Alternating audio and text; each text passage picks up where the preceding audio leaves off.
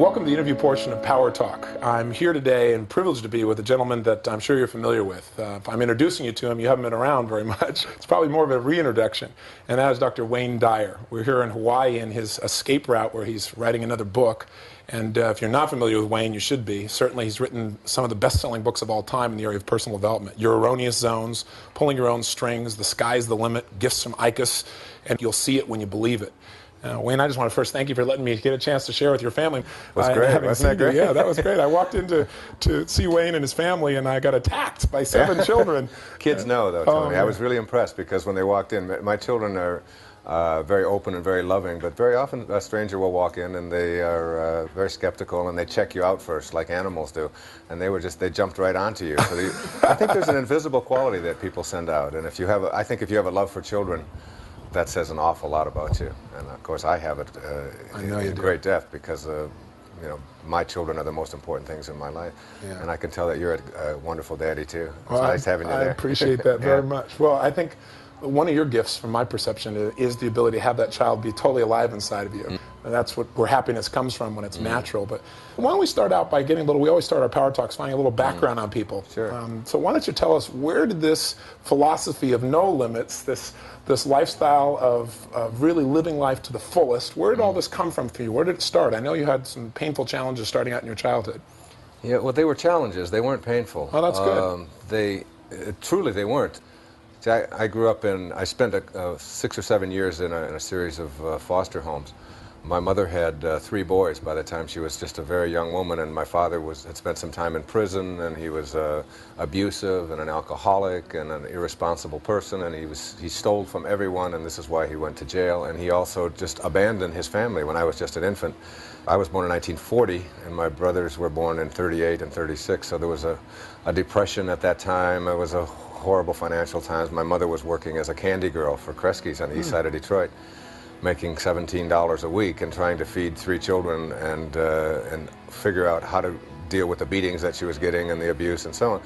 So I ended up in a series of foster homes with my brother. My oldest brother went with my grandmother, and we were all reunited when I was almost 10. I come from a position at this point in my life that there are no accidents, that the universe is on purpose. I agree. And I know I know your material as well as you know mine. I listen to your tapes and read your books and know that we have a lot of similarities there. And I think that the childhood experiences that you get, even the ones that we quote call painful, are lessons. And there are exams given, and we either pass them or we just keep repeating the same them. lesson, That's right, over and over again. Yeah. And so I look back upon that. I try to look back very objectively on those years when I was in a foster home and in the years when I was away from my mother and things were happening that everybody else would sort of categorize as horrible and painful. And when you're a kid, you don't wake up every day and say, I'm an orphan again today, isn't this awful? Yeah. Unless somebody teaches you to think that way. That's right, unless you process. And I was always the one in the places that I lived where a mother would bring in a new child. It was just, all it was just poverty. I mean, it was just, nobody had anything. And so everybody that ended up in these various homes was just because they didn't have anything. It wasn't anything other than that. And the mothers would bring their children in, or the church would bring a child in, and they'd always say, go get Wayne. And I was always out and back either playing or meditating or having a good time, because it was on a farm. Like, I mean, there were chicken coops and there was a lot of apple trees and peach trees, and it was just, to me, it was just where I was. I mean, what else do you know? Yeah. And they'd say, where's Wayne? And I'd come and they'd say, Wayne, this is Martha. I remember one time, and this little Martha was crying, and she was all upset, and they said, Wayne, teach her how to spell her name. And I was about 3 years old. I had no idea how to spell Martha. And I just started guessing at it, and she said, no, that's not right, and we went off, and it was like I was the one that somehow had my purpose, whatever it is that you want to call it, was about teaching other people that they didn't have to be depressed because of the circumstances of their life. And I seem to always have known that. You make a really interesting point, because so often people who are depressed or see themselves as depressed, that's part of their identity. And they have great times throughout the day, but at the end of the day, they don't remember any of it. Yes, and they say, oh, I'm so depressed all the time. I think that's one of the key differences between successful and unsuccessful people, by the way, is that successful people have a tendency to really recall the good. Yes. They remember. I mean, I think of my days at at Mrs. Scarf's house out in Mount Clemens at 231 Town Hall Road, and I think the only painful day I can ever remember was the day that her husband died, and it was just I just didn't understand. I mean, he was there one moment and he was gone the next, and the only other one is I had appendicitis when I was a child, and I got rushed to the hospital. But when I think of my time in the hospital with appendicitis in 1948. I remember the flowers, and I remember the people. I remember the nurses, those big, there's a big black nurse who would come in and put us on her knee because they had to give us penicillin in those days in these huge, and they used dull needles and huge doses. And she was always the one who would coddle me and take it. I mean, I remember seeing my mother every day. I mean, she came to the hospital every day after working where she was, and that was just glorious. I don't remember any other part of it, and I have a tendency to do that. I've been through a divorce, and I talked to my ex-wife, who is now remarried, and I'm remarried, and our lives are in nice places, and we're very good friends and all that.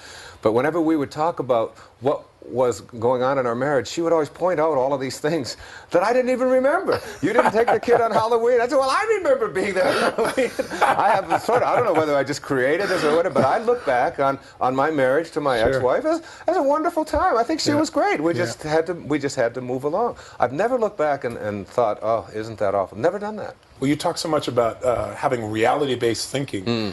And yet, isn't reality based on whatever we focus on? Reality is just what I think about all day long. We are what we think about all day long. And it's like, that's the most important learning I think I have come to over the years, is that this body that we're in is really just like it's like a garage where we park our soul, you know. It's just a place to put it, you know, and so you take good care of it and you do all of that, but this isn't what it is. I've talked often about when my grandmother died, and they weighed her just before she went to the hospital. She weighed 133 pounds, and life left her body. Her body didn't weigh any less. I mean, her life, her very life, was invisible and weightless, as is everyone who's listening to it now. So you're just sort of trapped in this body temporarily, and you ought not to be thinking of it as who you are, but your reality is how you process it.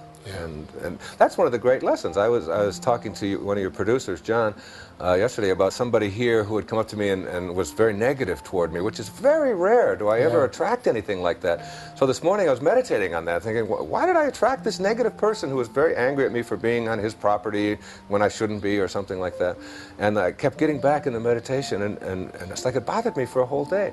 And then I was like over it in a second, satori, instant awakening. It was like, this is only a problem for you because you process it. The guy who came into your life in a negative way is just the path that he's on.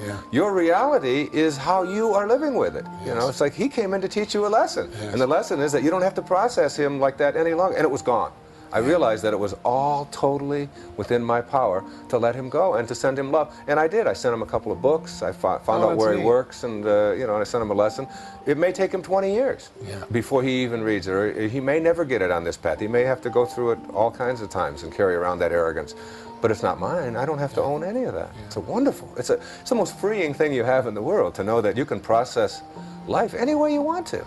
Now, when you say process, let's clarify that. You really mean changing the way you think about things, the way the questions you ask yourself, process the way you focus. It internally, absolutely, You've gone through an incredible evolution, and in the spotlight, you know, since 1976, I guess, is when your first book came out, right? And I was just a kid. I was 16 watching you, but I remember seeing you on TV. Yes. I got sandals older than you. What am I doing in this interview? But I remember watching you on television and thinking, that guy's hot. You know, this guy really, he's saying what's really true. You know, you didn't have anything else about you but what you really felt, and you were so clear in your communication that it stunned people. Yeah, it was true. But, I had a sort of a, not arrogance, but an enormous amount of confidence. Yes. That, they didn't know how to deal with that. No. I can remember being on the Donahue Show and the Tonight Show and a few shows like that, and saying things that they were so shocked at that they asked me to come back the next week. You know? And I wasn't doing it for shock value. It was literally what I'd been saying all my life, only I just had a bigger audience. I mean, I'd been saying it as a school teacher, and I'd been saying it as a college professor, and at the lectures that I gave. And you were a therapist for a while, too, right? Oh, yeah, for many, many years. Now, what made you decide to write a book in the beginning? Writing is the way I just express my soul. Writing isn't something I do. Writing is something that I am, and therefore it just comes out. I have to write. I mean, like Picasso had to paint, you know, or it's like asking my wife, you know, why are you such a great mother? You know, I mean, mothering is who she is, and she's just absolutely divine at it. Writing I've been doing since I wrote my first novel when I was about 15 years old. Wow. Yeah, and when I was in the Navy, I spent 4 years in the military after high school, and I wrote 3 books while I was in the service. None of them were ever published. I wrote maybe 100 essays, mostly on the things that I found objectionable about the military. You know, That's probably why they weren't published. and I would design ways to get around it without being beaten down by it, because I realized I couldn't beat the United States government and the United States Navy, Yes. and I couldn't give speeches about how absurd it was. But I also didn't have to be inspected. Yeah. You know, where they would come along and stand you up and make you, you know, shine your shoes in a certain way. I just figured out in my mind, which is where everything begins, in your mind, how could I get away with not ever getting inspected again and still be a part of this system? And in 4 years, I never had another inspection after I left boot camp. How did you pull that off? Every time an inspection would come along, I would figure out a way to be someplace else, where it would absolutely be necessary for me to be someplace else. The only time that I was a little bit devious was when I had somebody, when I tempted somebody to steal my shoes, so that I couldn't go.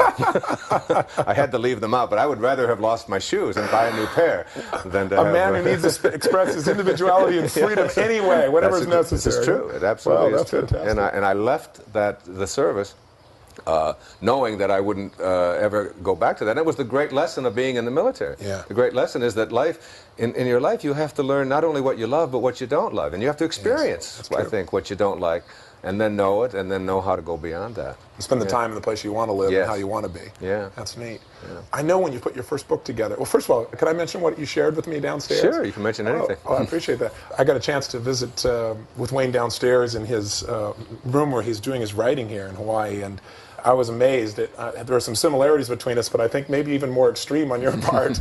And that is when I'm writing, I'm constantly pulling out all kinds of ideas from many different sources, but there are like 50 or 60 books strewn out all around where Wayne sits and writes. Yeah. And he bounces along and pulls from each of these. Now, why don't you describe a little bit about how you write, because I think it's how you live. There's a great deal of trust there. It's called surrendering. I learned to do it about 10 years ago when I really honed this, and that was when I was speaking in Houston. There were about 3,500 people who had all paid a lot of money to come and hear me, and it was an evening with Wayne Dyer. And I had all my notes all arranged in exactly the way I wanted to, and everything was just exactly perfect. I was backstage doing the pacing that you do before you go on, and the meditating and the breathing, and just getting yourself relaxed, and your sort of divine guidance that you're seeking. And I realized that I didn't have my notes. They were gone. Yes. And they were back in the hotel room, which was 30 minutes away, and I was going on in 10 minutes. So I walked out on stage without any notes for the first time, and I surrendered. In that 10-minute period of time, I just said, all right, you know what you're doing, and you know how to do it, and you're good at this, and you're here for a reason, and there are 3,501 people in this room, and you're the one who's speaking, and 3,500 have paid to come and hear you. There must be a reason for that, and so get on purpose, get on purpose. Get off of your outcome, get off of how well you do, get off of how much money you're being paid, get off of all of that, and get on to what are you here for? Yeah. And you're here to improve the quality of life for somebody else. That's all you can do. When you leave this planet, the measure of your life won't be in what you accumulated. It will be in what you gave. Since you can't get anything anyway, it's in giving. So I surrendered, and that was the beginning for me of surrendering. I've never used notes since in my life. It's not that I'm not prepared.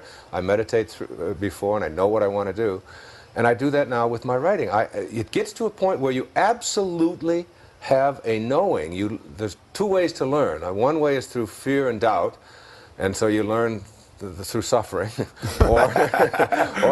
or another way is to learn through knowing, just an absolute knowing that you have guidance available to you, and that you're not alone, and that you can handle this, and that you have a choice to feel that way right now, no matter what's happening in the environment. Absolutely. So I surround myself with the people and the books and the ideas and the things that I want, and I know that they will be there. I have an idea so I know the areas I want to write about, and the areas of prosperity and creating health in your life and in your relationships and in your relationship to yourself and these kinds of things. I know about that. Right. So I know what my chapter titles are and my headings are and things like that.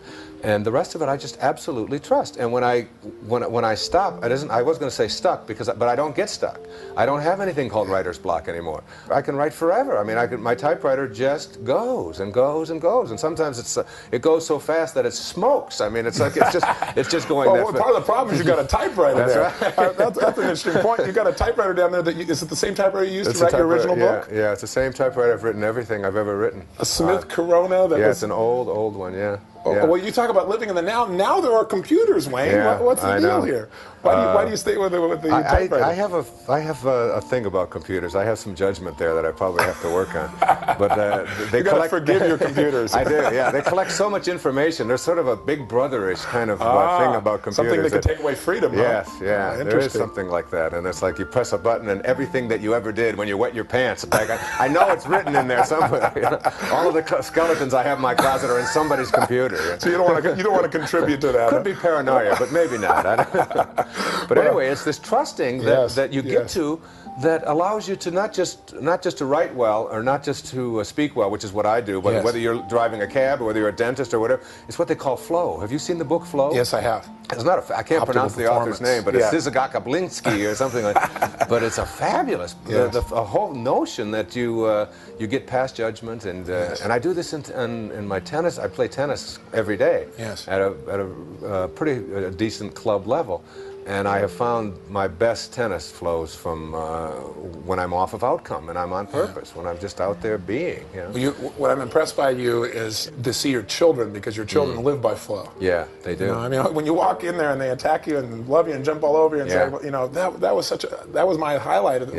Meeting you was wonderful, but we've met before. Yes, that's right. Meeting your kids is really the peak experience. I got to tell you. But you see, they're like that because my wife Marcy is like that, and I'm like that. Yes. Our relationship is like that. Yes. And I really believe that children emulate what they see around them. If you want to teach your children, you don't have to read a lot of books about how to do it.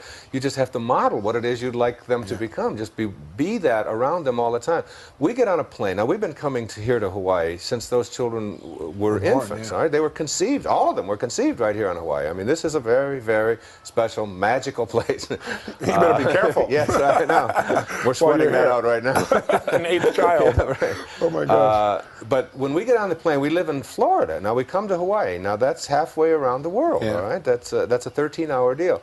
And when we get in the back of a plane, we fill up a plane. Those children, every single time, we never give them any instructions. We never tell them you have to be good, you better not say anything, or we're going to get you, or anything like that. We just get on the plane.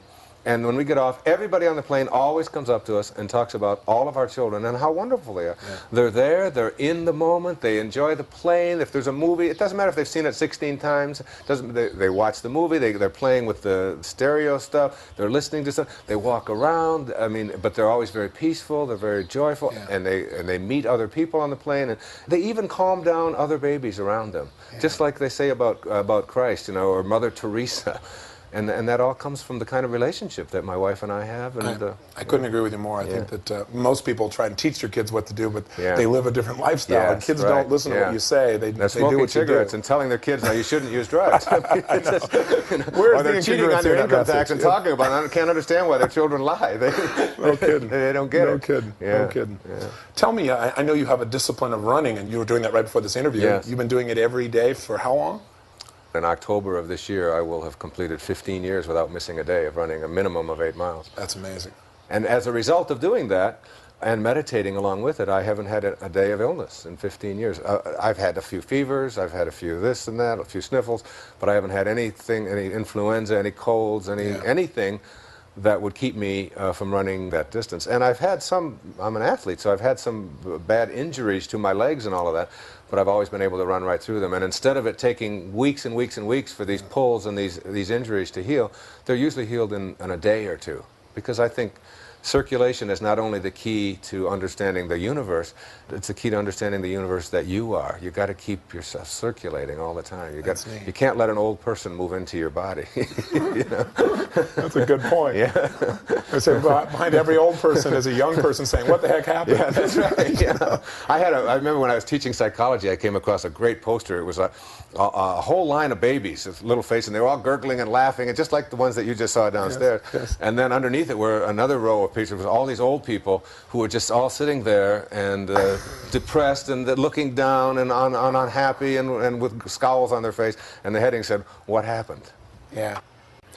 Let me ask you, what is your major focus of what you're trying to share now? Or let me come back to what I started to ask you earlier. I said, you've gone through a tremendous evolution. How do you perceive that evolution in your own life over the last 15 years or so? The evolution is one of, instead of teaching people how to manage their emotions or how to avoid being victimized, I think it's the difference between self-help and self-realization, I guess. What I write about is always just a reflection of what I'm going through in my life. My writing is always very personal. The examples come out of my own experience in my own life. And my life has undertaken a dramatic transformation from a person who used to be a human being having a spiritual experience, as I said, to a spiritual being having a human experience. And I know, profound difference there. Yes, it is. And I know that who I am is divine. I'm a divine necessity, and each person listening is as well. And I know that there's a grand purpose, a heroic mission that every one of us has on this planet. And I think that my lessons have been much more spiritual, much more peaceful. Consequently, my life has become much more peaceful. And when my life is in harmony and serene, then my writing is that way. I think my writing flows more now.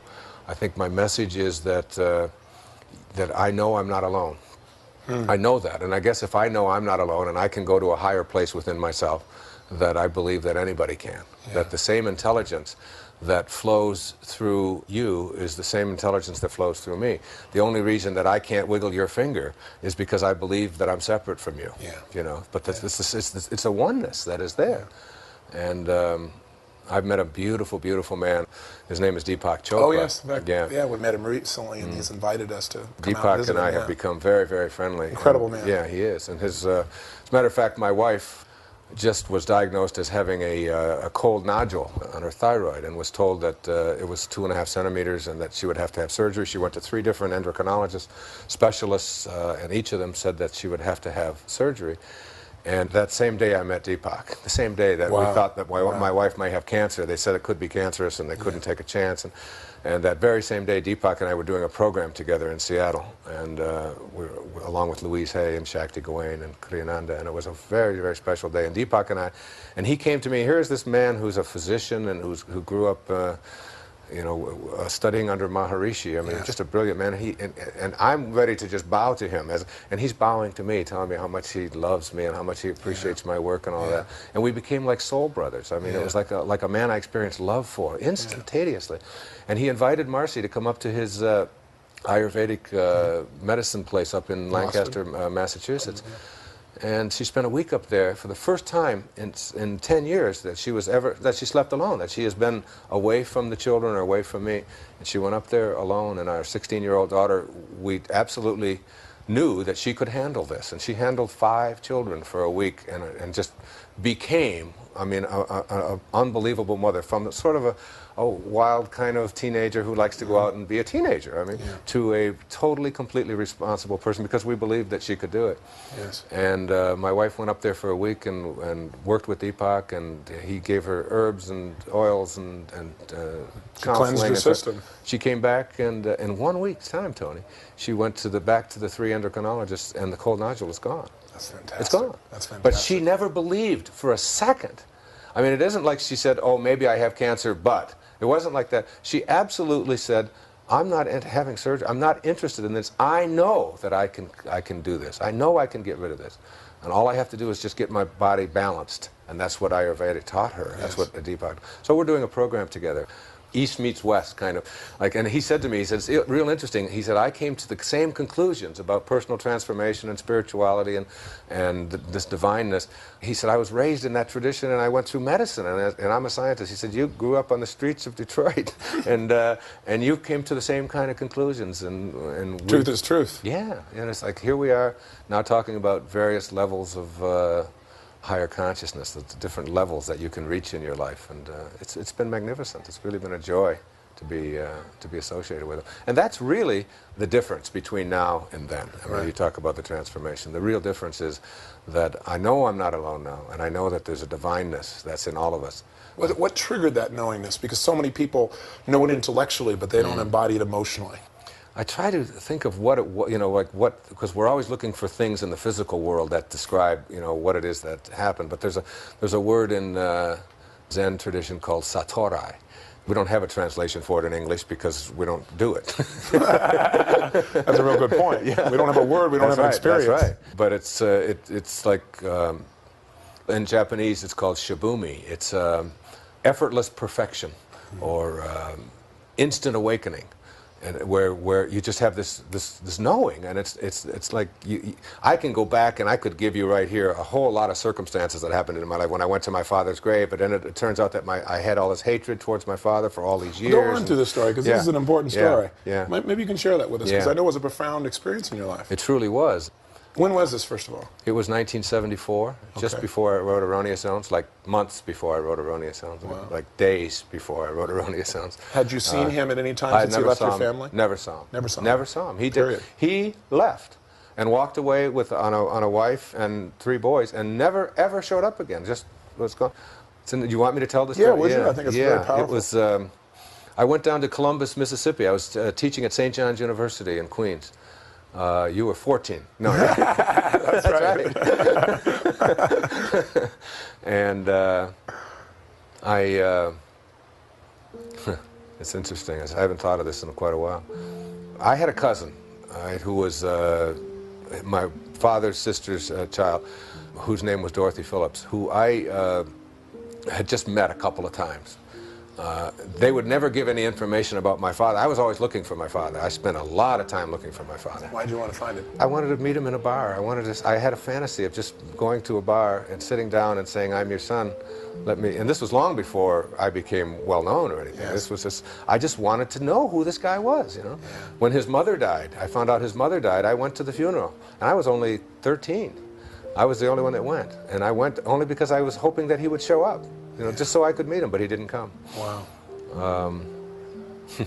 Anyway, I spent a lot of time looking for him, and then I would always run out of money, or I would run out of desire, or I was just being guided to stay away. Because I know now, see, I can just interject that I know now, because I have conversations with my father, and I can see my father in my meditations. I mean, his soul is there, and in many ways it guides me. I mean, I really think that his life was a lesson for me in how not to do things. And so I've used it that way, and I see the blessing there. But anyway, 1974 rolls around. I'm 34 years old, and I go down to, I'm invited to go to Columbus, Mississippi to do an investigation of the civil rights legislation that had been just passed in the 60s when Johnson was president, and to see whether some of these colleges in the South were abiding by them. And I was just like a federal consultant, and I would go on campus sort of incognito, and I would sit in classes, and I would write my report, and then I would send it back. And I agreed to do this for a weekend, and Dorothy, meantime, had called and left a message that she said, "Your father is dead." And I didn't know this up until then. Wow. Yeah, she said, "Your father is dead. He died in New Orleans." And she gave me the date that he died. And she said, "He's been dead for a while." And I was like, it was a shock. I called my mother. I said, "Did you know that?" I asked none of us knew that. He'd been dead 7 or 8 years. So I got down to Columbus, and I looked on a map, and I was only 200 miles from New Orleans, and I called the infirmary, where she gave me the name of the infirmary, and he was an indigent, and they said they found out that he died of cirrhosis of the liver, and he was 49 years old, and they said, "We don't have any record of where his body as an indigent was just shipped to Biloxi, Mississippi." So I said, "Oh, I'm going to Biloxi." I was on a journey then, and this was a spooky time for me, and it gives me that Kundalini feeling right now. I can see it. I can feel it. Yeah, I get very teary when I think about it, and I went to the rent-a-car place, the National Rent-a-Car, and there was only one rent-a-car place, and this is a dinky little town in Mississippi. Okay, at the Mississippi State College for Women, I think it was, and. I went to the rent-a-car place, and they had one car, and the car was a brand new car. It was a 1974 Dodge Coronet. Okay, it was a blue, and it had no miles on it. 0.9. I said, what, do they make this car here? How did this car get here? And that car had been shipped in that day, and I was the first person to drive the car. And it was, in fact, it was so new that the plastic was on the seats. All right? Oh. And I had to take the plastic off of the covering. Interesting on the metaphor, seat. huh? Yes, right. Yeah. So I got in, and there was no seat belt. There was only one seat belt on the right-hand side. There was no left-hand seat belt. And they didn't even have shoulder belts in those days. So I got out of the car, and I took this, because I've got that sort of determination in me that I'm wearing a seat belt. That's all. And I got out of the car, and I took the seat right out of the car and put it on the ground, and there was the other seat belt taped to the floorboard of the car. And it was masking tape. It was wrapped in plastic, the buckle, wrapped in all this plastic. There was a rubber band around it, and then it was taped to the floorboard, obviously to protect it from cutting the upholstery in transit. And I took all of this stuff off of it and unwrapped it and all that, and inside the buckle, there's a card, and it says, a business card, inside the buckle of this brand new car. This is a true story. And it said, Candlelight Inn, Biloxi, Mississippi. So I took the card, and I just said, that's interesting. I'm going to Biloxi. It's 200 miles away, a 4-hour drive. It was on a Friday afternoon. I put the card in my pocket, and I drove down to Biloxi. And I didn't think much about it. In fact, I picked up a hitchhiker on the way, and a kid who was, a migrant fruit picker, and I took him someplace else, and I went about an hour out of my way to take him somewhere. And we finally got to Biloxi. I got to Biloxi, and it was about 10 minutes to 5 on Friday afternoon. I think it was the 22nd of August. Reader's Digest did this in a story because, so they checked out every detail of this, okay? I mean, every detail. Oh. And I went to the phone book in the gas station outside of Biloxi. When it said, welcome to Biloxi, I went into the next desk, and I just looked under cemeteries. I was just figured he's got to be buried in Biloxi. What else would they do with him, you know? And I didn't realize that I was on a real journey at this time. And I called the first cemetery, and there was no answer. And the second one, it was busy. And the third one was a real small listing, like it was an inferior cemetery. You know? Maybe they didn't bury them real deep or something. I don't know. But it was like a real tiny list. So I called it, and it turns out it was just a cemetery plot on the back of another piece of property. And an old man came to the phone. And they kept their records in Coca-Cola can boxes. The Coca-Cola can. He had to go back. He said, well, we don't have records here exactly. I said, I want to see if a Melvin Lyle Dyer is buried here. And he was gone for what seemed like an eternity, but he came back and he said, yes. He said, he's buried here. And my heart was just beating as fast as you can imagine. I said, well, how do I get there? I'm in Biloxi, and I want to come over there. I really feel like I need this. My father, and I've never met him. And he said, well, I got the death certificate right here. He said, he's buried. He said, your father's buried on the grounds of the Candlelight Inn. Oh, my God. And he said, just find that, and it's just inside of town. And I reached into my pocket. It's a true story. That's incredible. And I took the card, and on the back of the card is a map imprinted on how to get to the Candlelight Inn. I mean, it's printed. It's got these arrows that go to... And I was only 6 blocks away, and I put it back, and that's when I started getting the BGBs, whatever you call them, heebie-jeebies. And I went to the gravesite, and this was in August of 1974, and I stood there. I was 34 years old, and I stood there, and I was sobbing. There was just a little plate on the ground that said Melvin Lyle Dyer. And I sobbed, and I sobbed, and I cried, and I talked, and I was there for 2.5 hours. It was almost like there was magnets on my feet. I couldn't leave. It was till 7:30. In fact, there was no entrance there. I just had to. There was just a chain across there. He asked me. He said, "When you leave, just put the chain up across, because they didn't want other vandals and that driving through there." And I left there, and what I did in that time, which was so significant for me, and it's why I think of it as an event that was like an unfolding in my life. Spiritual awakening. Yeah, it was a spiritual awakening. It was like I forgave my father. That's what I had to do. And I think of forgiveness. I mean, I've studied this now, and I wrote a whole chapter about it, and you'll see it when you believe it. Forgiveness, Mark Twain had a wonderful definition of it. He said, forgiveness is the fragrance that the violet sheds on the heel that has crushed it. Isn't that beautiful? Ooh, that is about as beautiful thing I've ever heard. Oh, that's amazing. And it's like, I think of forgiveness as like a snake bite. You know, it's like you get bit by a snake and you can't unbite yourself. I mean, but nobody ever died from a snake bite. A snake bite doesn't kill you, it's just a bite, you know, and we get bit all the time in all different metaphorical ways. What kills you isn't the bite, it's the venom that circulates after the bite. Well, mentally or metaphysically, the venom that circulates in you after the bite, after the things that have been done to you, is the hatred and the anger and the unforgiveness and you think of Christ on a cross, and you think of a soldier, remember from King of Kings, I'll never forget that image, and Father, forgive them, for they know not what they do. What he's really saying there is, they don't know that they're throwing a spear into themselves when they throw a spear into me, that we're all connected, that we're all one. And until you get rid of that venom, it will destroy you. So whatever it was that I was carrying around towards my father, which was being manifested in all kinds of conscious and unconscious ways in my life, I let it go in that moment. And it was like my father was there with me, Tony. I mean, he was just, and he's with me now. I mean, in fact, I can feel his presence here now as we speak. Always saying to me, like, where I am, there's no judgment. You know, there's no good or bad here. There's no right or wrong in this. There's just like, tell my story if it's going to help somebody to forgive somebody, you know. And that was my purpose. And every time I do something that is generous and loving and good and helpful to other people, I feel like my father's smiling on me. And once I forgave him, it's funny because in my life at that time, that's when I was getting divorced. I was going through a struggle. That's when I was overweight, like 25 or 30 pounds. I wasn't running. I didn't start running till the year after that. And my writing was really suffering. I was writing professional article stuff just to publish or perish, okay? That's where I was. I was trying to get published in different professional magazines and all of that kind of thing. And I'd send stuff in. It was just stuff that, you know, you wouldn't want to read because it was just quoting everything else. And it was, you know, the kind of professional stuff that everybody does. They write to each other. Nobody else reads it. And then when you do write something that appears in Family Circle or Reader's Digest or whatever, or even the National Enquirer, 5 million people read it. I mean, give me 5 million neurotic people reading the Enquirer to fix, rather than a whole bunch of people who are just going to write back in another letter to me only in the form of another article. So I let all of that go. And I went back, and Erroneous Zones I wrote in 18 days.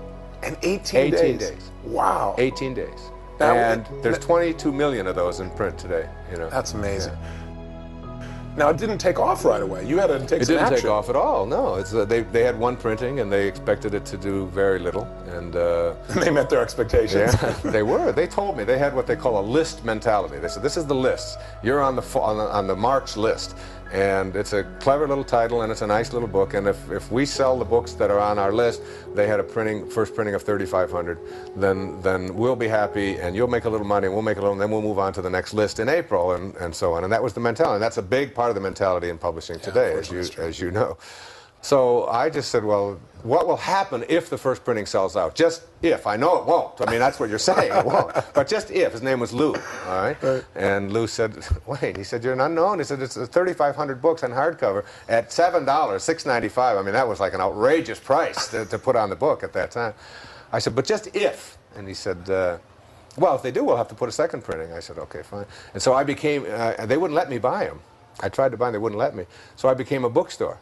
I was in New York at the time, and all you have to do to become a bookstore is just give them a number in Albany, and you're a bookstore. So I became a bookstore by just giving them a tax number.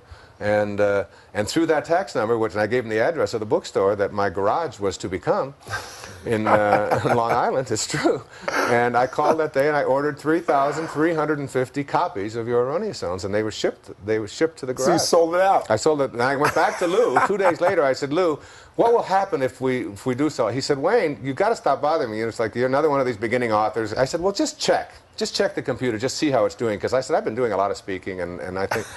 And he went to his computer, it's a true story. I could even tell you his last name, Gullickson. And he went to the computer, he said, oh my God, this book is doing fantastic. We've sold out the whole first printing. So they ordered a second printing, 1,500. They didn't want to take too much of a chance. Oh, no. Yeah. I bought all those up, too. I bought the second printing, and by that time, they didn't have any money for distribution. They didn't have any advertising money. They didn't have any of that. They just, because they just didn't do that in those days. So I said, I'm going on the road, and I quit my job as a professor at St. John's. I walked in, and I had, I had all these publication credits, and I was like a rising star there. And they said, you're insane. You've got guaranteed tenure for the rest of your life. You've Oh, got a boy. position. Yeah, right. Yeah, you can argue for your misery for the rest of your life, you know. And I resigned, and everybody thought I was nuts except my wife and I. We both knew that this was the right thing. The day I resigned from doing something that I no longer was totally involved in. I was good at it, but I didn't want to do it. It was like drill, you know. I mean, after you've drilled enough, Sure. it's just enough. Drill is drill, okay, but you don't need to keep doing it. I learned that in the military. So I drove home on the Long Island Expressway that day, the freest man I'd ever felt. I knew I was about to follow my bliss. I really knew it, and I didn't have any guarantee of any income or anything. The interesting thing about that is that in the following year and a half, I made more money. I was 36 years old now at that time. I made more money without even trying. I never thought for a minute that I would make money because I hadn't made any money on anything I'd written yet. Yeah. I mean, I wasn't Why would writing. this be different? Yeah, I wasn't writing for money. I was writing because writing was just something that's Who how you I are. expressed Yeah. myself. That's just who I am. And I made more money in the next 18 months than I had made in the previous 35 years of my life, like by a factor of 10. And You're just going out and sharing your philosophy with radio stations? I took the books in a station wagon across the country, and I would. This is the way I did it. If you want to know how I did it, I would arrive in a town like Columbus, Ohio, where they have they have Good Morning Columbus on the radio, you know. And if you've got a new avocado dip, you're on for an hour. You know, I mean, they're looking for people. Okay, every station's got a talk show, so you just have to find out who they were. And I had a girl back in New York named Donna Gould who was working for the publisher, but was willing to work for nothing at night. Just because she loved erroneous zones and loved me and loved the whole thing. I mean, she was just involved in the whole process. She really loved it. And so she would call these different stations and all that and book me on Good Morning Columbus and Good Afternoon Columbus and Hello Columbus and Goodbye Columbus and, you know, and all of this kind of thing. And, yeah. And I would have my car full of books. I would arrive in Columbus. I was sleeping in the car. I mean, I did this. I had no money to do this with. Right? And I would sneak showers. I would figure out how to take free showers, you know, in days inns and things, you know. But you had a committed wife. Yeah, now, was your wife traveling with you? Oh, yeah. Well, sometimes. Sometimes. She was also working. Wow. And I would go to the bookstores. And first I would telephone them call them up, and I'd say, have you got a book called Your Erroneous Zones? And I would do it in like 9 different dialects. You've got erroneous, erroneous, yazina, and I'd do it in German, and I'd do it in Dutch, and then if my wife was with me, she would call, and I'd get these people to call and ask for erroneous. It's true, this is exactly what we did. Shameless. The demand. I love it. I love it. But I knew I was going to create the demand. I mean, I didn't think I was doing anything, you know, immoral. I was just creating the demand for what it was that I believed in. And besides, I had 5,000 books I had to get rid of because I had no distribution at all. So you were what we call committed. Huh? That's right. I was totally involved in the process. And then I would go on the air. Okay. And I would do what we're doing now. Yeah. I never tried to sell my books. I never gave the title out. I never said, oh, by the way, my new book is called, and oh, yes, my book is this, and you've seen this on the air. And every time somebody does that, you say, well, they're not involved in it. They're just trying to sell me something, and you move away. I didn't do that. I was just selling myself as a person. I was just talking like we're talking. And when people talk and are committed and are involved and are authentic and are enthusiastic about what they're saying, people respond. People want to know more. Yeah. They just want to know more. It's why I let everybody tape all my talks. I never deny anybody to tape to this day. In fact, I not only allow it, I insist on it. And I don't take a cent for it. Anytime I speak, I say, if I'm on purpose, rather than an outcome, if I'm on purpose and in the process, then my purpose is to get the message out. That's where I've got to be centrally focused. Not on what's going to come back to me, not on royalties, just on that. So I allow every church, every organization, you can tape me, and you can do anything you want with the tapes. Anything you want. You want to sell them to your customers and all of that, just don't put them into bookstores and make a legal conflict for me with publishers. Just legal problems.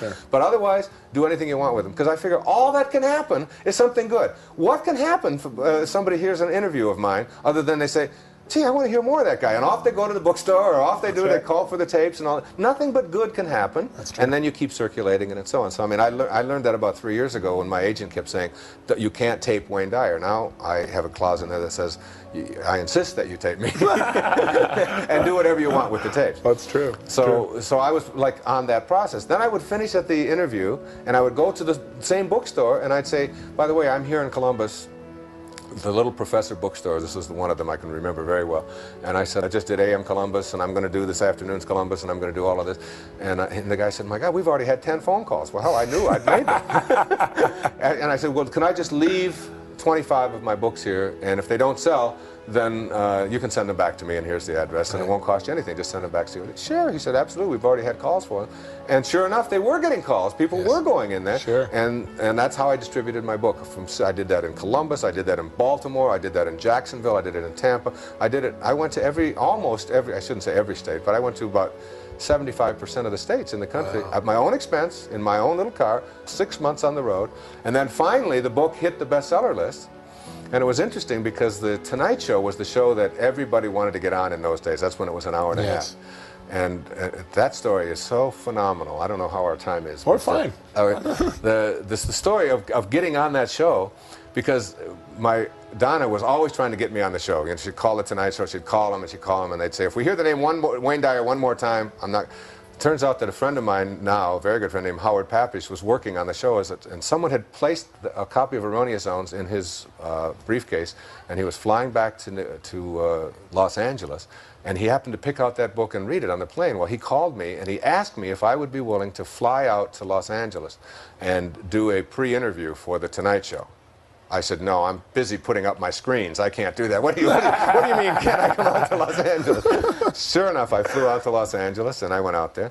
And it's so interesting when you get off of trying to get something and just stay on purpose.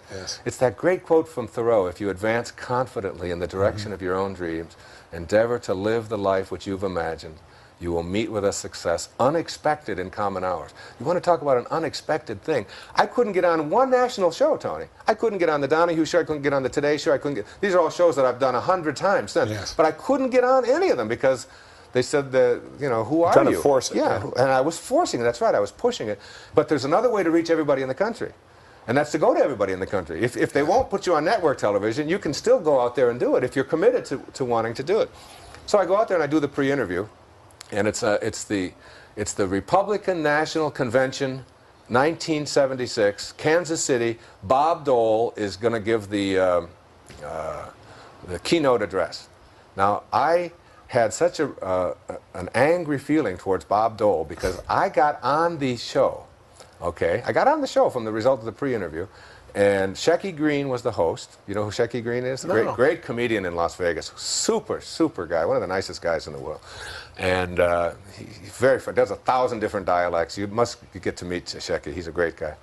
And he was hosting the show. And he asked me if I would, so I get on the show. All right? But it's Monday. But the show, for the first time in the history of The Tonight Show, gets preempted because Bob Dole, instead of giving a 45-minute speech, gives a 2-hour speech, and it goes over and the show's preempted. So I fly back to Detroit, where I'm back there with my wife.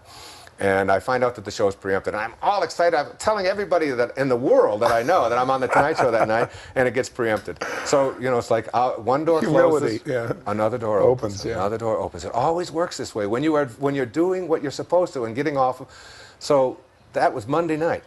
Tuesday, Johnny Carson comes in to his meeting with Howard and all of them and says, and they said, we had a guest on last night that was fabulous. They said the audience just went crazy over him.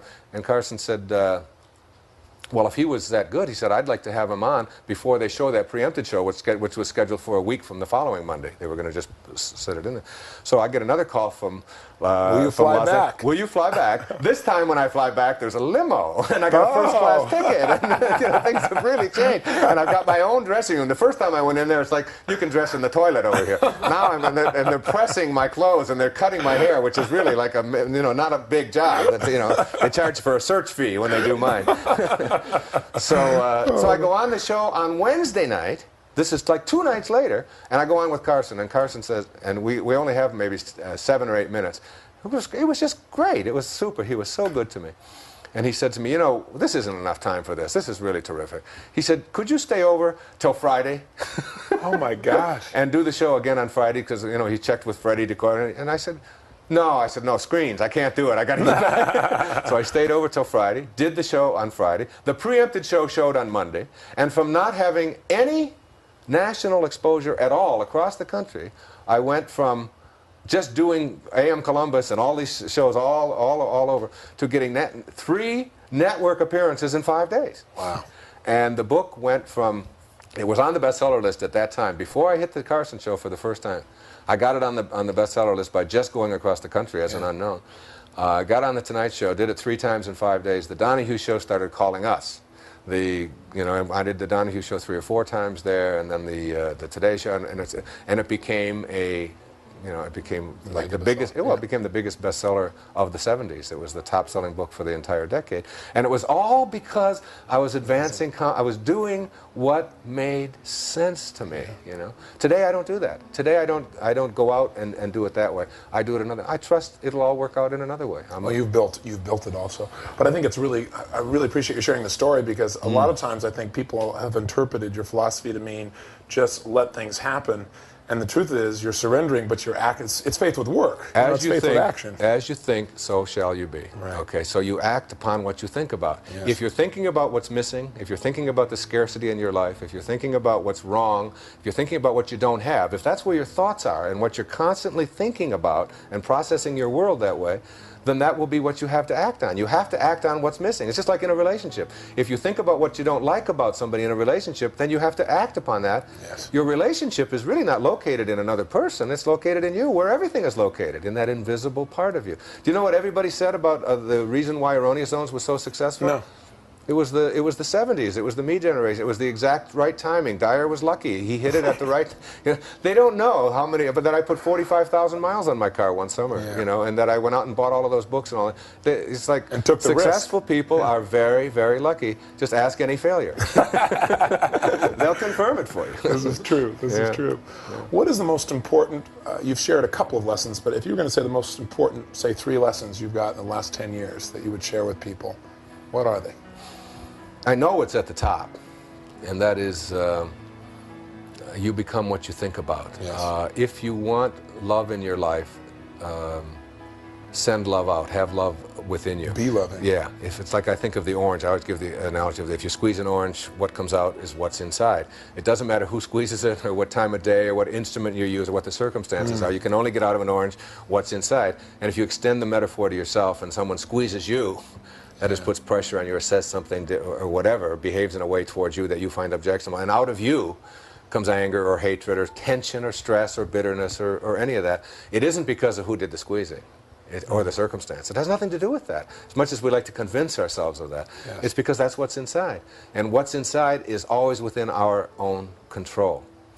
I think the second thing is that Robert Frost said, we all sit around in a ring and suppose, while the secret sits in the center and knows. And what the secret in the center that knows is what it is that constitutes your very life.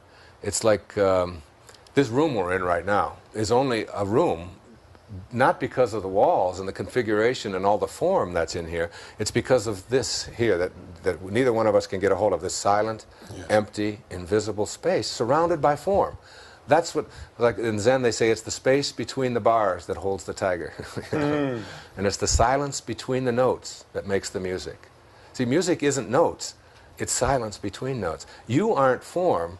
That isn't what makes you who you are. What makes you who you are is the invisibleness surrounded by form. That's the secret that sits in the center and knows. Once you know that and make contact with that and realize that that is who you are, that it is out of nothingness. It is out of emptiness. It is out of that silent, empty space that you create every thought. Every sound. When you go to make a sound, the sound comes from that nothingness, So nothingness, what we call nothingness, which is everythingness, which is the Tao, And the Tao that can be described is not the Tao. You can't describe it. It just is. It's in every one of us. Once you know that and go there and consult that, then you can not only affect your own physical life, but you can truly affect the physical life outside of you. Deepak and I were having lunch, Deepak Chopra and I were having lunch up in Seattle this day, and we talked about doing this new program. We talked about there are 4 ways we were just toying. We said there are 4 ways to get strawberry ice cream. So let's think of the 4 ways to get strawberry ice cream. And he talks in this very wonderful Indian accent. Indian accent in India. I talk with a funny Detroit accent. Right? And there's a lot more people in India than there are here. So we're talking about what are the 4 ways to get strawberry ice cream? And I said, well, if I want strawberry ice cream, I just have to have a thought. And the thought is, I want some strawberry ice cream. Now, I'll just go get it. Okay, Yes. so I go off to Haagen-Dazs or I go off to the grocery store and I get, so that's like a thought, and then you act on the thought. Now, there's a second way to get strawberry ice cream, and that is to have a thought and then to send one of your kids to get strawberry ice cream. It's called slavery, okay? It's like, I want some strawberry ice cream, go get it for me. So you have a thought, and then somebody else goes and gets it for you. That's the second way to get strawberry ice cream. Little higher level consciousness. You don't have to work so hard. You've got somebody else doing it for you. There's a third way to get strawberry ice cream. And the third way to get strawberry ice cream, which Deepak offered, he said, you just think, I'd like to have some strawberry ice cream. And then someone walks by and says, excuse me, is this your strawberry ice cream?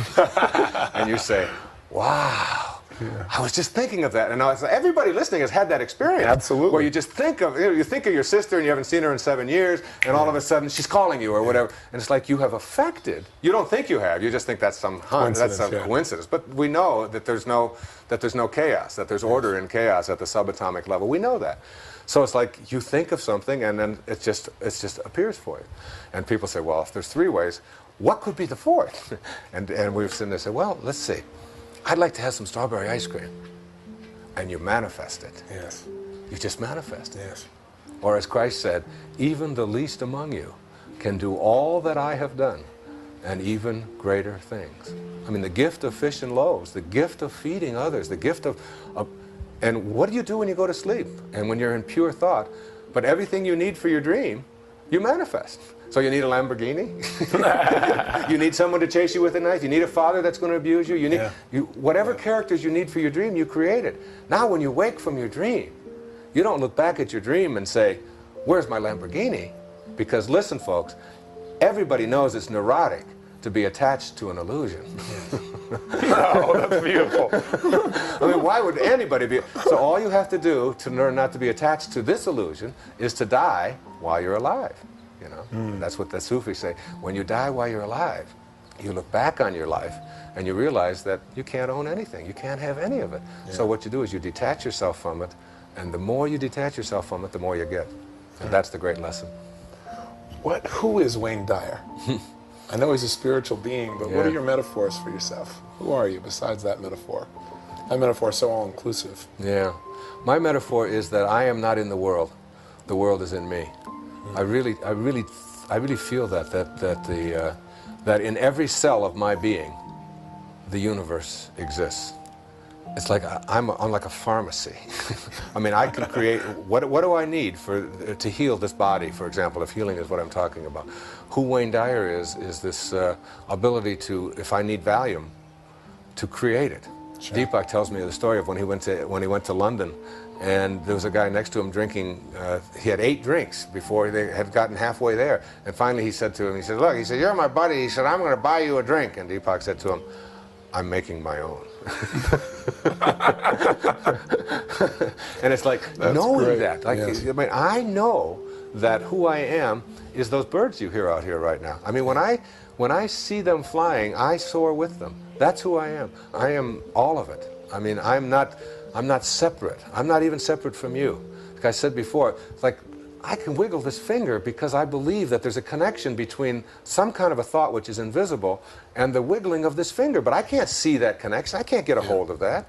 And if I believe in the oneness of it all, that means that if you can wiggle your finger, that same oneness is there. Yeah. I've got to detach myself from my separateness and believe that I can't be you. I am it all. I am the sun that comes up in the morning. I am the birds that fly. I am the flower. I am that invisible force that is in every living thing that allows it to be. That's who I am. How do you help somebody who sees themselves as separate, not only from life, but every sense of life? How do you help somebody like that to bridge the gap to where they remember who they really are? The only way you can do it, I think, and I've been at this business a long time of trying to help people and writing books about it. A lot of books I wrote long before Erroneous Zones that were about counseling, and I was a therapist for years.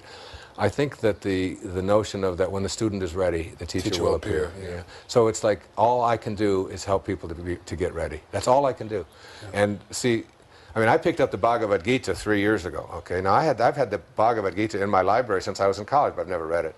And I've seen it on, you know, I've seen it 100 times. Sure. So finally one day, I'm here, and I pick up the Bhagavad Gita, and I read it, and I say to myself, it's about time they wrote something like this. This is really terrific. Okay? Then I see that it's about 2,500 years old, or 6,000 years old, or whatever it is. All right? And it's like, but it's been there all along. Yeah. But I wasn't ready. But when I'm ready, it's like it soars into my life, and I go to the mailbox, and what I need is ready. And it's like we were talking about earlier, when I need to give a speech, and I need to recite a poem, or even with prosperity, if I'm feeling like I need to have more money or to my investments to be, but it's like it all gets, the right person shows up, and it all gets handled. Yeah. It's like trusting your intuition and knowing that everybody has it. So all you can do is help people to get convinced that they have this power within them, that it isn't something I have and you don't. It's something that you have but you haven't used yet. Yeah. And the fact that you haven't used it yet is no reason to judge yourself badly or even to be mad at yourself. You ought to be saying, I haven't been ready. You know, now I am. And as soon as you acknowledge that you're ready, when the student is ready, then you'll find your teachers appearing. And your teacher might be like my little kids who walked into your room. Yes. Or when John asked me, he said, will you do this interview? My first inclination was no. I am here doing something else. I'm here with my family and all of that. And then I got this, I meditated on it, and I got this really nice letter, and it was like, and I thought, I've got to talk to Tony. I've been wanting to talk to Tony. Yeah. And Tony's got something to learn from me, and I've got something to learn from Tony.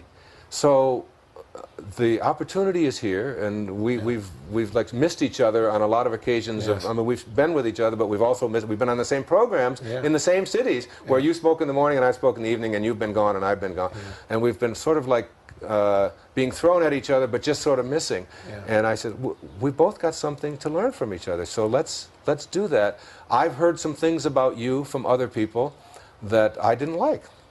You've probably heard some things about me that I said, the way that you get it all in harmony is that you don't ignore it. You go with each other. So you walk into my house, and my children are in love with you in a second. You emit a beautiful kind of spirituality. I see that. Whatever you are going through in your life I know there are struggles with your fame. I mean, you've come very young, very fast, very powerful, and have got an enormous organization about you. And I wanted to say to you, I don't want you to get swallowed up by it. You know, I want the essential beauty that is within you to flower. And sometimes you have to say, I said that's one of the things you got to say is no. And I like to say it, but I'm not as good at it. But I'm a lot better at it than I used to be. So it's like what I'm saying is there's a mutual thing here. There's like I appreciate the gift, by the way, very much. Yeah, and likewise, I appreciate the gift of being with you. And so I just let go of all of the other stuff. I said, this is a wonderful opportunity. Let's do it. Yeah. And you know what that came from? That came from nothingness. That didn't come from anybody telling me how to do it or what I should do. That came from trust. Came from my own intuition. Yeah, trust, surrender. Yeah. But my intuition said, see, I told my wife when I got that, I said, I'm not doing any interviews. I said, I'm not doing this. You know, and she said, you keep saying that. Methinks you protested too much. I said, but I'm not doing any interviews. You know, and then she said, read the letter. And I read the letter, and I said, she said, what does your intuition say? What is God telling you? You know, what is God telling you? You know, how may I serve? That's my mantra. How may I serve? How may I serve? How may I serve? Always ask that. Not what's in it for me, but how may I serve? And as I kept saying that, I said, my intuition says, do it. She said, call him and do it. Wow. And that, I have another thanks to make when I go downstairs. Yeah. But we do that with each other all the time. It's neat. Like that, and that, it's like trusting that intuition. You know, it's a very, very powerful thing, and it's like it never ever guides you wrong. The only time in all my investments that I've made and I have a whole financial philosophy of giving a certain percentage of it away unconditionally, and also paying yourself first. You know, it's like reinvesting what you make back in yourself and in your family and all that. And the only time I've ever taken a loss financially in any of my investments was when I ignored my intuition once. And I invested in something that was not conducive to the environment. All right? I don't even want to say what it was because it's neither my purpose to plug nor to blame anything else. But my intuition said, no, Wayne, this isn't, they're doing something that is in conflicts with what you believe, right. but the yields were high. Yeah. And they were guaranteed, and it was like, and I put $155,000 into this thing, and they went bankrupt, and I lost that $155,000, but I gained so much. I was going to say, because you never forget those lessons. Yeah, it was such a great lesson, and since then, I've only, every time I invest anything, I always ask, where's this money going? What's it going to be doing? And then it just comes back to me like tenfold. So it's all been made up in many, many ways. So it's like I ignored my intuition once, and I paid a price, but I learned it was a great lesson. It was a terrific lesson. What's the purpose of life? Purpose of life is real simple for me. It's Joel Goldsmith has a wonderful book called Parentheses in Eternity. And you are a parenthesis. He says your life is a parenthesis in eternity. It opens at your conception, it closes at your death. But eternity surrounds it. So that there was an instant before you came into form, if you believe in eternity, in which you went from formless to form. The question to ask is not how did I do it? Did I sign up for it? Did God do it? Is it a Big Bang Theory, which is an interesting metaphor? Or Yeah, it's true, isn't it? or whatever. It's like, don't ask that question, because that's just trying to analyze, that is to break apart something that is not breakable. The Tao is trying to understand the Tao. He said, ask the question, why? Why would you go from formless to form? The answer to that is so simple for me. It's like I used to wonder about that all the time, and now it's like so simple. You can't get anything while you're here in this parentheses. You can't have a thing. You think you can own it, you don't get any of it. It's the jewelry that adorns you adorns another in another instant. The house that you own, the cars, all of that kind of stuff. That's just all like a little loan and a little lease, and then it's gone. And if you get attached to it anyway, it'll destroy you. So you can't have anything. Yeah. So if you can't have anything, if you can't get anything while you're here, then purpose must have something to do with giving rather than getting. And to me, the purpose of life is to give. The purpose of life is to enrich the lives of others in some way. Yes. The measure of your life will not be in the duration of your life. It will be measured in the donations of your life, okay? What you are able to give of yourself, because you can't get anything. The only thing you can do with your life is give it away. Yeah. You can just give it away. Every day, your form deteriorates a little more. It's heading towards the closing of parentheses. And once you know that, then you know that you can't have anything. You can't stop that. Nobody can stop that. So all you can do is just keep giving and the more you give away, the more that comes back. What goes around comes around is not just a funny little song title. Yeah. It is a powerful, powerful message. And understanding it basically shifts the quality of life. Well, sure, Tony. It's like getting your life on purpose. Yeah. If your purpose of life is to give, then get your life on purpose and get everything that you do on purpose. If you're driving a cab, don't be thinking about how much of a fare you're going to get. Yeah. Think about how can I serve this person and let the fare take care of itself. If you're a salesperson and you're thinking about my quotas and what I'm going to get, you're not on purpose. If you're thinking about the quotas of the person you're serving, that person is going to send you 21 names tomorrow of people that they want you to serve as well. Yeah. It's like the more you give in anything that you do. If you're a dentist, don't think about how much money you can make. Think about making this person's tooth and his mouth as healthy as it can be. Yeah. The universe will take care of the rest.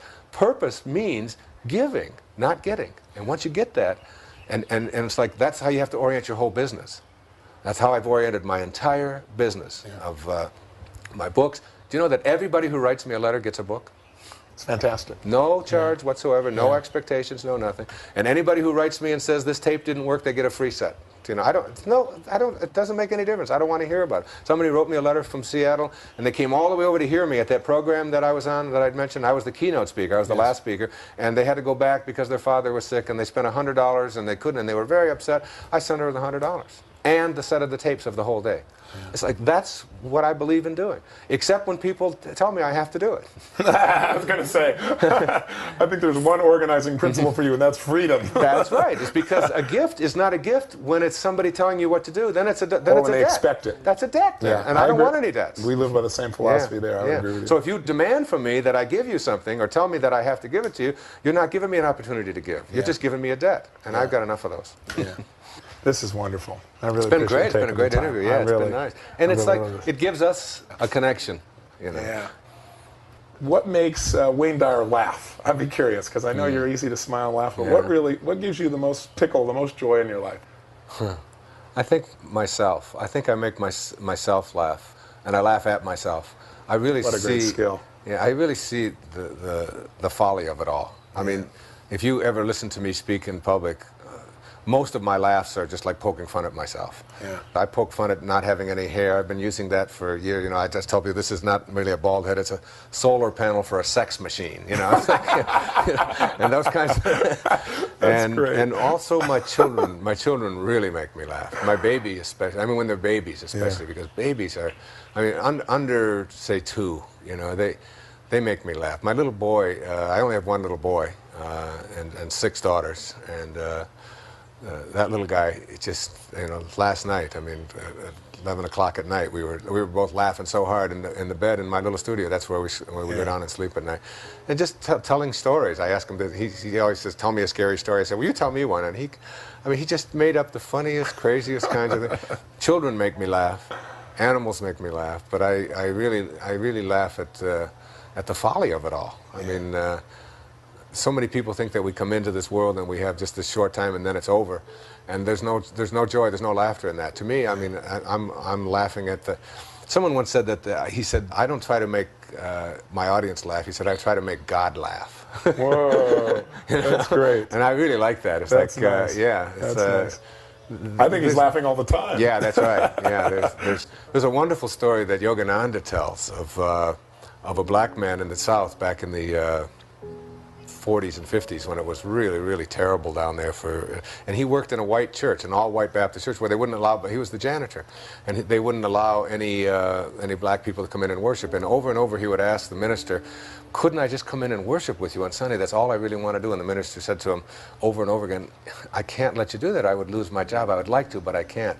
So finally he went and got into deep prayer, and in his deep prayer he asked Jesus, you know, why Christ? Why can't I just pray with those same people where I work every Sunday? And Jesus responded to him, I've been trying to get into that church for 20 years and they won't even let me in.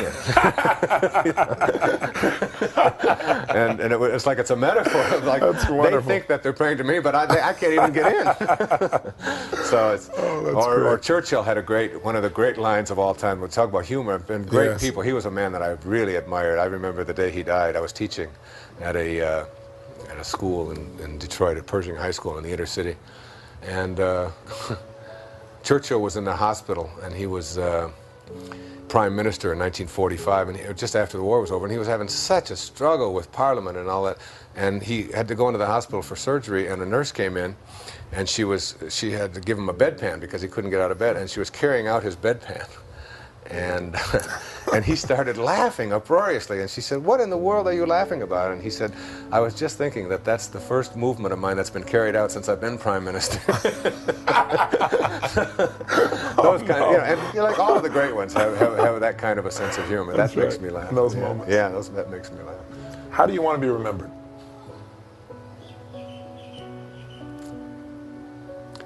I don't care if I am. Yeah, I had a feeling that would be your response. I've thought about that, and I just... Do you want to be remembered by your children? It doesn't matter. Yeah, I just want to be with them while I'm here and love them and be as loving as I can, and then whatever they do with it will be what they do with it. Whatever. See, I always tell my children that that your reputation is not in your hands. Like you and I both have a very public reputation, right? But I've heard some wonderful things about you, and I've heard some really scabby things about you, and vice versa. Right? But it's not your reputation is located in all the other people. If you give a talk to 2,000 people, you got 2,000 reputations. That's true. And you have no control over it whatsoever. Yeah. You go to school, I tell my children, you go to school and there's 30 kids in your class, and you got 30 reputations every day. Yeah. You have the only thing you have control over is your character. Yeah. And that is yours. So it's like when you do go out into the world, don't be concerned about how you'll be remembered, because that's just going to be, if there's 10 million people exposed to you, there's going to be 10 million remembrances. That's true. Just be concerned about your character, and that's what I try to do. I try to walk the talk. It's clear you do, and I think your greatest gift is that you are a character. Yeah, that's true, I am. Yeah. I've appreciated this time with you very much. Thank you. God bless you. I God appreciate bless it. you. Yeah.